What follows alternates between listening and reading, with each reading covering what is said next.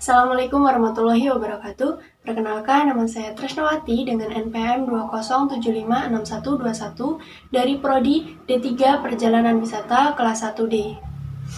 Sebagai ujian akhir praktik dari mata kuliah Studi Lintas Budaya, saya akan memberikan sedikit penjelasan mengenai komunikasi nonverbal, kemudian jenis-jenisnya, dan beberapa contoh dari komunikasi nonverbal.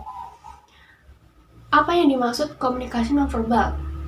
Komunikasi nonverbal yaitu sebuah penyampaian maksud atau tujuan ataupun komunikasi tanpa menggunakan kata-kata, baik itu lisan maupun tertulis. Dengan kata lain, komunikasi apapun yang menggunakan gerak tubuh, kontak mata, ekspresi wajah, postur itu merupakan komunikasi nonverbal.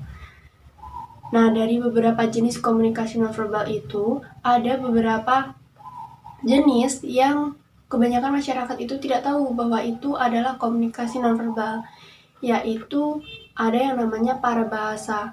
Parabahasa itu seperti nada ataupun kecepatan kita saat berbicara. Kemudian ada perubahan fisiologis. Perubahan fisiologis itu seperti seberapa banyak kita berkeringat ataupun seberapa banyak kita berkedip saat kita itu merasa gugup. Nah, saya akan memberikan beberapa contoh dari komunikasi nonverbal, yaitu ada tanda ataupun lambang seperti ini. Nah, lambang seperti ini itu jika di Indonesia berarti oke, ataupun biasanya digunakan sebagai selfie biasanya. Tapi beda cerita kalau kita ada di negara Prancis. Di negara Prancis itu tanda seperti ini itu berarti 0 atau mengatakan seseorang bahwa kamu itu nggak guna, kamu itu 0. Bahaya banget jika kita berada di negara Prancis kemudian kita berbicara oke, tapi orang Prancis tersebut menganggap kita bahwa meremehkan dia atau menganggap dia itu 0 ataupun nggak guna. Nah, beda lagi kalau ada di Brazil.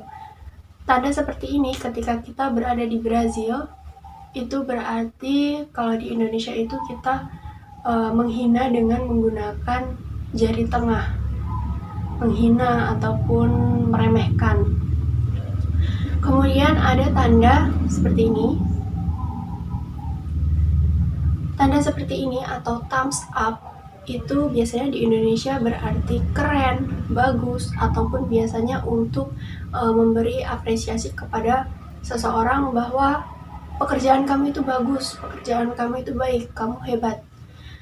Tapi beda cerita kalau kita ada di Iran, Irak, dan Palestina. Sama dengan kalau kita berada di Brazil ketika menggunakan tanda seperti ini, yaitu artinya seperti menggunakan jari tengah ataupun mengacungkan jari tengah, bahwa artinya itu bukan pelecehan sih, itu berarti penghinaan ataupun kamu itu brengsek, seperti itu. Kemudian di Amerika Serikat biasanya anak-anak kecil itu menggunakan tanda ataupun lambang seperti ini, seperti tanduk. Biasanya di Amerika Serikat itu ya lucu, seperti konyol, karena mereka itu mengikuti beberapa binatang yang bertanduk. Biasanya anak-anak kecil ketika bermain itu menggunakannya tanda seperti ini. Nah, beda cerita kalau kita berada di Jepang. Ketika kita ada di Jepang, tanda seperti ini itu melambangkan hal yang buruk, yaitu melambangkan red devil atau setan merah. Itu penjelasan dari saya mengenai komunikasi nonverbal atau nonverbal communication. Dari pengertiannya, jenis, kemudian beberapa contoh yang dapat saya sampaikan. Kurang lebihnya saya mohon maaf, saya akhiri. Wassalamualaikum warahmatullahi wabarakatuh.